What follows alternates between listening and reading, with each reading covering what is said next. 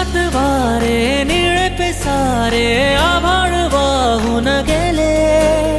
तुझ्यात मी अन माझ्यात तू, कसे दोघात जग हे